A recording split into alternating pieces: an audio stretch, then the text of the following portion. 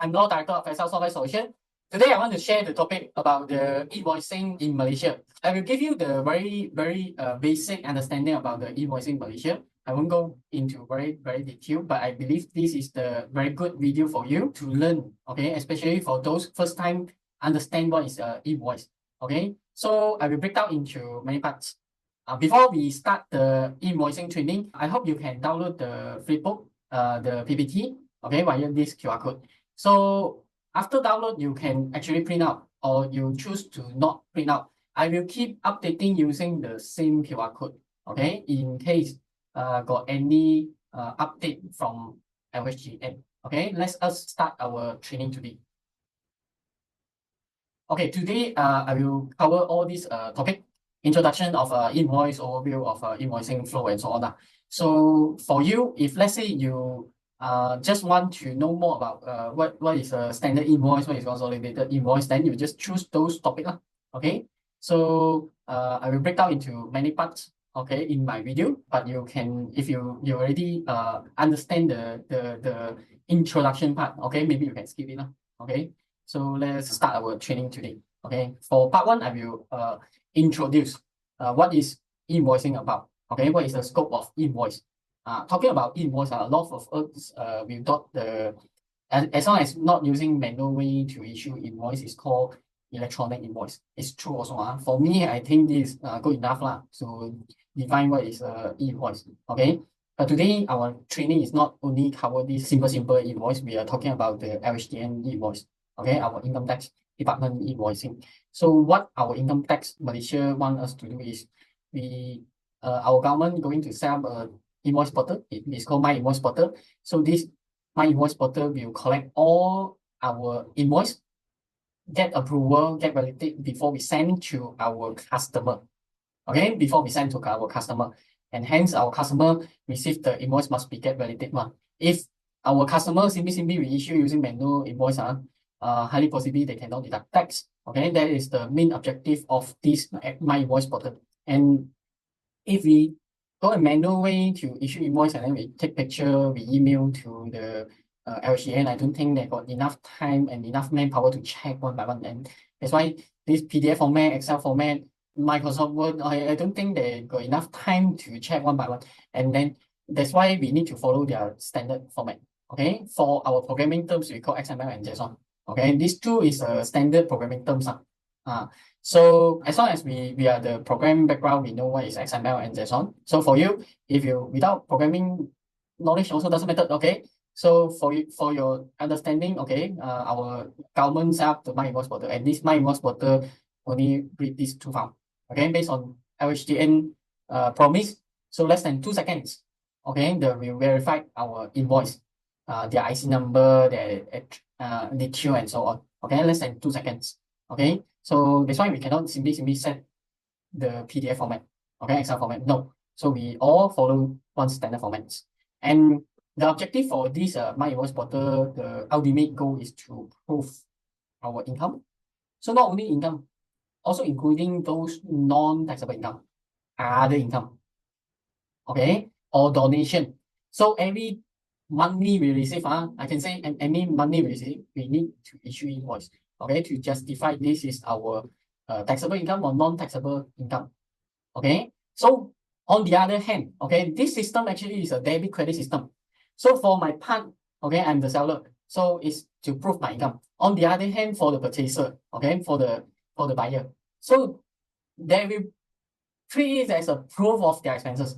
So I'm here issue 1,000 invoice. So for there, they will purchase invoice is 1,000 is a debit credit system. Okay. Eventually, both sides will have this the same record. And after validity, we cannot simply go and change it. Okay. Simply go and edit the invoice. No such thing. Okay. So today our training is all about the proof income and proof expenses. If you really focus and understand these two parts, okay, then I think you almost manage, okay, this invoice 80%, 90%. Okay, if you can understand what is a proof income, how to prove income, okay, proof expenses, what is proof expenses, how to prove expenses, okay, why we need proof expenses.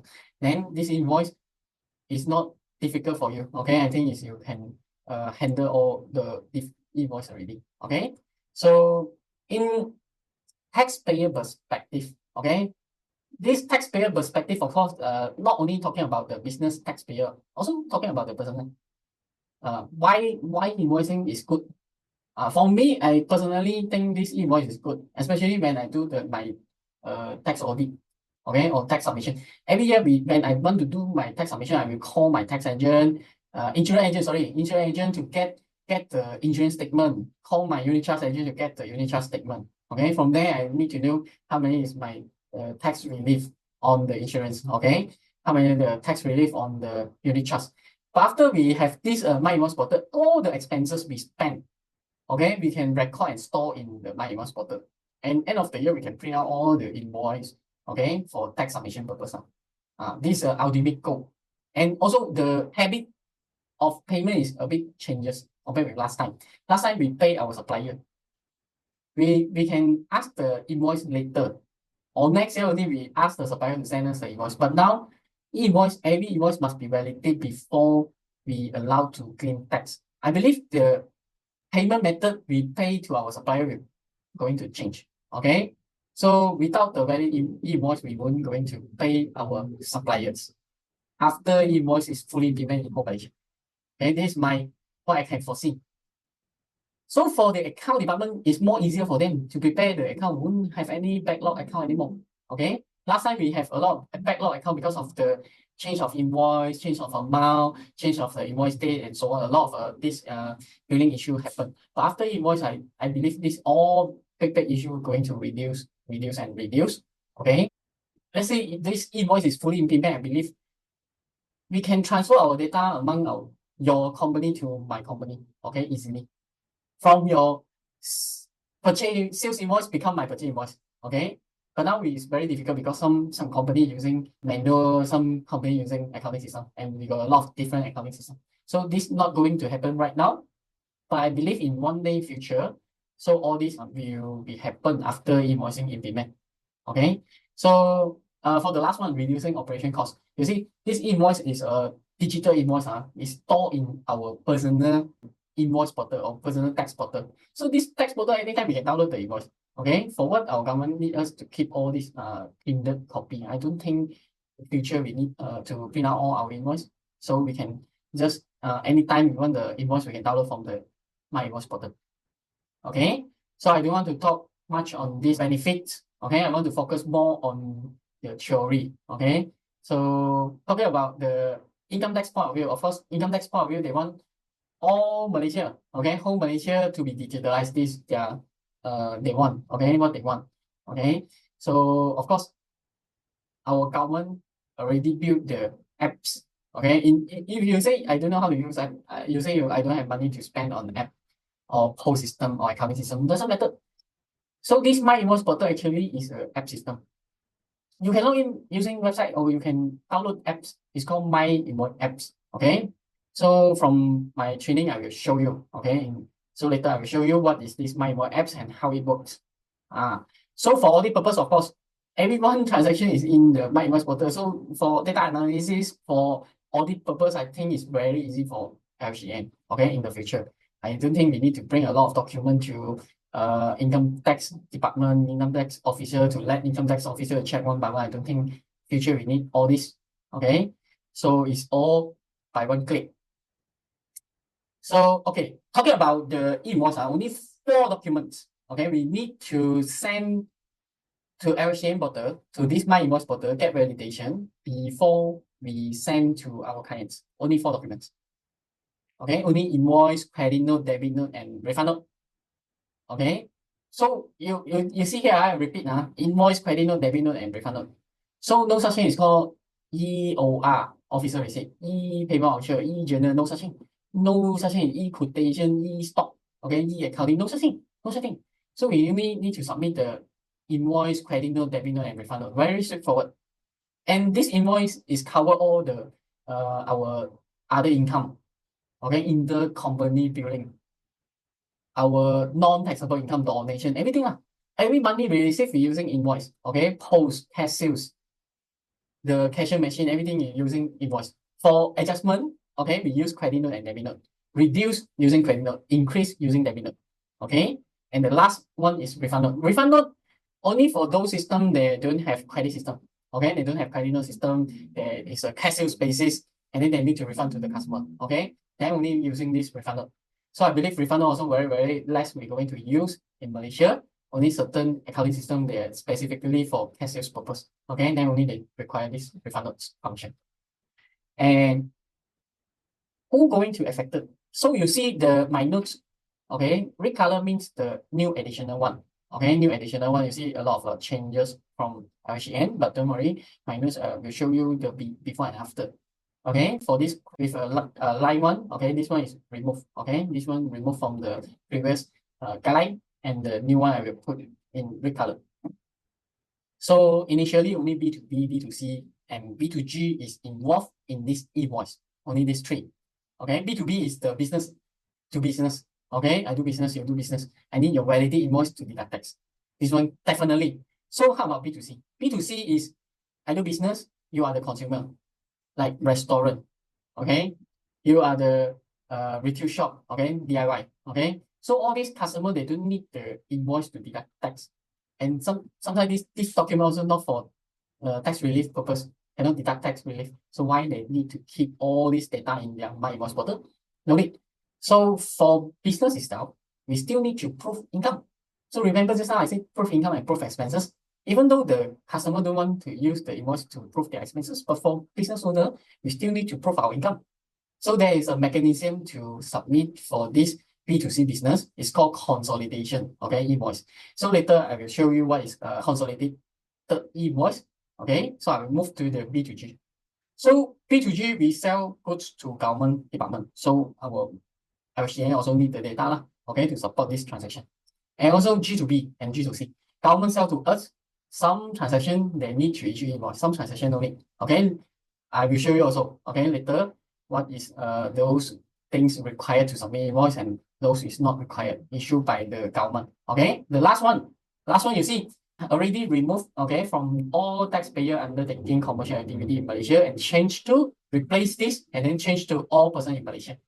Okay, so meaning that this invoice is not only involved by this commercial activity, non-commercial activity like donation, okay, to the temple, donation to the association, it's all includes, okay, okay, it's not exclusive from this invoice.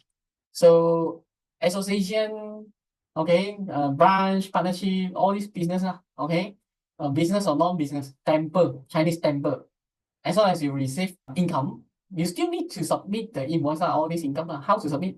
By every day or by end of next month? Later I will show you. Later I will explain. Okay. So you see, this is only the exempted person. Okay. This is only the exempted person. Is no need to issue invoice. Okay. So initially it's all the government's department, okay, general hospital and so on, but all this already removed, okay, from the guideline, and then only the foreign diplomatic officer, okay, office, this one excluded. But the international organization like NGO, okay, WTO, IMF, all these, okay, international organization, they still need to, okay, issue invoice after 1st of January, okay, only exempted until 1st July, okay, 1st July 2025, okay, only exempted until 1st July 2025, yeah. So after 1st July 2025, they still need to issue invoice, okay, and then the government bodies only exempted for those collection of fees, payment, charges, okay, some month combined and everything, but for those selling goods and services, okay, after 1st July, also still need to issue invoice, okay, no exempted allowed. Okay, so for the last two group, okay, 150,000 below. Okay, for those business 150,000 below, yes, this one exempted. For those business, you got business transaction with this 150,000 below, you buy something from them, you can direct deduct tax using their normal receipt. They don't need to issue invoice because they are exempted person. Okay, but the problem is how we define all these business entrepreneur, their business is below 150,000. It's very difficult. But the scope is very narrow. Later, I will, end of the presentation slide, I will show you, okay, in what kind of scenario is considered as 150,000 below, and what kind of the scenario is not below 150,000. Okay. And the last one, individual who is not conducting a business. So for this part, individual is like the employment, no? Okay, is 100% purely employment. No part-time, no business income. Okay, it's called individual is not conducting business. You see, if I'm the employee here, and then I got another business, okay, doing insurance, and then I start another company. So that one is sole proprietor. Sole proprietor is a business. Okay, sole proprietor is a business. So that one is different story. That one is not covered under here.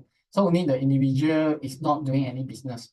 Like parents very rich, okay, they got a lot of rental, okay, collect every month. That one is still considered individual, not conducting a business. Suri Roma, okay, investor, purely invest, no business. All this is considered individual, is not conducting a business. If you're dealing business with them, okay, you sell to them, they need e-invoice, you send e-invoice. Okay, they don't need e-invoice, you just give them normal invoice. Got it. Okay, the problem is when they sell their cars, sell their second car, sell their second phone to you, okay, then how you prove your expenses? Because they're not going to issue invoice if they are exempted person. So my training, I will cover all this stuff. Later I will explain, okay, how to handle all this email. Okay, you see the exempted income and expenses is only cover the employment income. Employment income is exempted. So how to define employment income? The easier way is EPS also. If you got pay EPS as also, then it's considered is a employment income. If let's say the one is contract wages, I don't think contract wages is considered as an employment income. It's a contract income. So there is different story. All right, supposed to issue invoice from the contractor. Okay. Or let's say I'm the director of business, only run 3 months contract. Then this 3-month contract also considered as a contract income. It's not employment income, it's not exempted. So I still need to issue invoice to the company. Okay. So I repeat, this employment income only covered for those really they receive EPS also. Okay, you declare in your form E, then the one is called employment income. And then pension, alimony, dividend. Okay, dividend is talking about the share market dividend and the Sedang Berhad dividend. So because the dividend already pay tax, okay, so we issue the dividend is after paying tax, okay, after paying tax. That's why no invoice required. Okay, no invoice is required.